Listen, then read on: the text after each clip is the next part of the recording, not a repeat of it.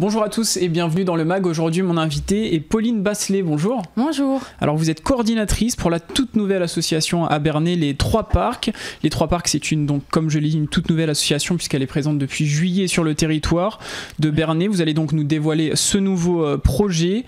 Alors, déjà, quelle était l'envie générale en lançant cette association ?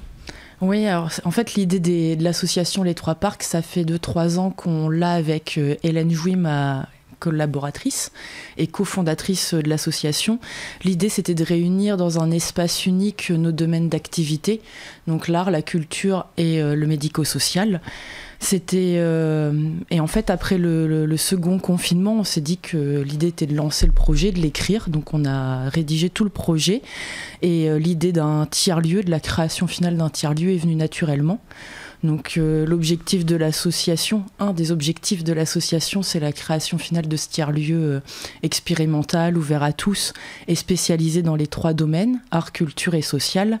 L'idée, c'est de permettre un espace général qui favorise la vie sociale, culturelle, un dynamisme local aussi. Et notre but, c'est de travailler en lien avec les différentes structures du territoire pour vraiment apporter une offre complémentaire à ce qui peut se passer localement. Vous avez aussi envie de vous investir pour le territoire de Bernay. Oui, c'est ça, vraiment. Alors l'association s'articule autour de 3 axes. Vous l'avez déjà un petit peu évoqué, l'art, la culture et le social. Est-ce que vous pouvez nous détailler justement ces 3 axes ? Oui, en fait, c'est les thèmes transversaux au pôle d'activité qu'on souhaite développer dans l'association. C'est des thèmes qui regroupent des notions de vie sociale, culturelle, la participation citoyenne, la création et faire ensemble, le vivre ensemble. Ça permet la création de liens, l'épanouissement personnel. Donc c'est vraiment des thèmes transversaux aux axes.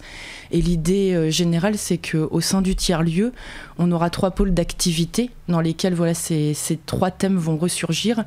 Un pôle accueil et ressources qui permet une info accessible à tout le monde. Un lieu général sans rendez-vous avec une écoute et une orientation locale à Bernay, mais où on veut travailler aussi sur le territoire, donc en lien avec les autres structures du territoire et de l'interco. On prévoit aussi un pôle informatique pour pouvoir mettre à disposition un PC pour les gens éloignés du numérique, pour les accompagner dans les démarches. Et on envisage en deuxième pôle qui s'appellerait art et culture, où là on aurait une résidence d'artistes plutôt sur tout ce qui est art sonore, art plastique, art visuel, parce que la mairie a déjà un projet avec le PIAF d'une résidence d'artistes sur les arts vivants. Donc nous, on vient en complémentarité à ce qui est déjà proposé. Et le 3e pôle s'appelle médiation et animation culturelle, où là, on propose soit des animations, des ateliers d'animation culturelle, soit des parcours de médiation culturelle avec des structures pareilles, que ce soit publiques ou associatives du territoire. Donc là, on a des projets en cours et c'est vraiment cet axe-là qu'on développe dans un premier temps. Donc vous allez vraiment beaucoup vous rapprocher d'autres associations, d'autres structures du territoire. Complètement, que ce soit institutionnel, public ou associatif. Le but, c'est de travailler ensemble. Et à qui s'adresse l'association ? Alors elle s'adresse à tout le monde, que ce soit les petits et les grands, que ce soit les particuliers, les institutions, les structures médico-sociales, éducatives, caritatives. Enfin voilà, tout le monde est bienvenu aux 3 parcs. Alors, on le sait, l'association est toute récente. Est-ce qu'il y a des projets à court terme ? J'imagine que oui, et à plus long terme également. Alors après, c'est ce que veut dire court et long terme. Déjà, le court terme, tout de suite, c'est l'axe animation et médiation culturelle qu'on souhaite déployer. Donc on a déjà, comme je vous disais, 2-3 projets qui sont en cours d'élaboration et de concrétisation. À long terme, on espère que d'ici 1 an, 2 ans, on concrétise le tiers-lieu sur Bernay. Ouais, ça, c'est un de nos objectifs. Alors justement, pourquoi Bernay ? Pourquoi vous êtes-vous installé à Bernay ? Alors Bernay, ça s'est fait par hasard. En fait, le projet, il a été écrit sans forcément être localisé sur un territoire en particulier. Avec Hélène, on souhaitait plutôt rester en Normandie. Moi, je suis arrivée il y a un peu plus d'1 an à Bernay par hasard. Et malgré la situation sanitaire, j'ai découvert la ville, j'ai découvert le dynamisme de la ville, les associations qu'il pouvait y avoir, enfin une vraie envie. Hélène est venue plusieurs fois à Bernay. Puis on s'est dit qu'il y avait quand même beaucoup d'atouts sur le territoire, que déjà la gare apporte un lien direct avec Paris, par exemple. Donc tout ce qui est art et culture, ça nous permet de travailler avec des artistes d'horizons variés. On s'est dit, voilà, en plus, c'est une ville de patrimoine, d'histoire. On s'est dit que le côté culturel pouvait être vraiment déployé aussi. Donc on s'est dit, autant se lancer sur Bernay, ça peut être une bonne accroche. Oui, donc c'est intéressant, donc vous n'étiez pas de Bernay, non. Vous avez découvert Bernay, vous avez trouvé que son attractivité était idéale pour lancer une association de ce type. Et que le concept, en tout cas le projet d'un tiers-lieu comme ça, unique sur les 3 pôles d'activité, ça n'existait pas sur le territoire, qui avait différentes forces, en tout cas de structures et d'acteurs locaux importants, mais que voilà, si on pouvait créer un maillage et travailler tous ensemble, ça pouvait permettre un dynamisme supplémentaire à la ville. Alors vous proposez également un accompagnement sur mesure, comment est-ce que ça se présente ? Alors ça va plutôt être déployé dans le pôle accueil et ressources quand le tiers-lieu il sera mis en place. Ça fait écho à mon ancien travail, j'étais accompagnatrice en santé au centre Baclès pour faire de l'accompagnement pour les patients et les proches. Et du coup, en discutant beaucoup avec Hélène et puis avec aussi d'autres personnes quand on a évoqué notre projet, on se rend compte que quand les gens y rencontrent des épreuves, quelle que soit l'épreuve de vie, c'est toujours difficile d'avoir un lieu d'info, de faire le premier pas. Donc on s'est dit que par l'espace accueil et ressources, qui est sans rendez-vous, où on a déjà accès à une première info, on pouvait, si certaines personnes n'avaient pas l'information, la réponse directe, en tout cas dans le lieu, pouvoir avoir un rendez-vous individualisé d'écoute, d'accompagnement et d'orientation sur les structures locales. Du coup, comme ça leur permet d'avoir une orientation directe, une information validée, et du coup, éviter de faire plusieurs recherches, mais que ce soit centralisé dans un seul lieu. Oui, puis ça va s'ouvrir vraiment à tout type de domaine finalement, en fait.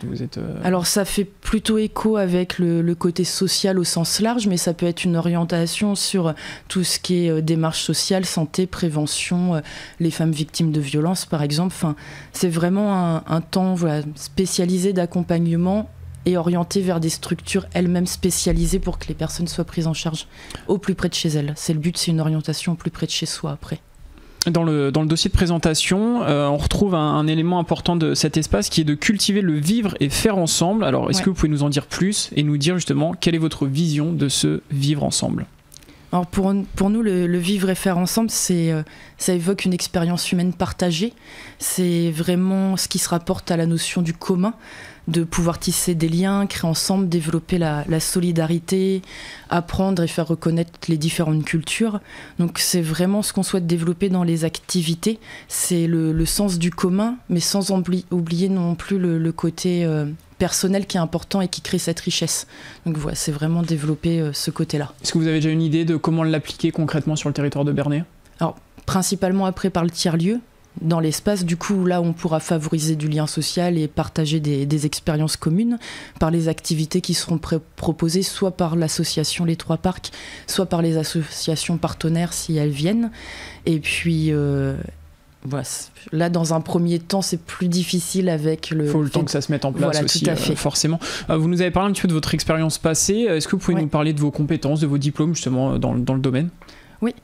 Alors Hélène, elle est chargée de projet culturel et elle est coordinatrice de résidence d'artistes, donc ça apporte un gros point pour tout notre pôle art et culture.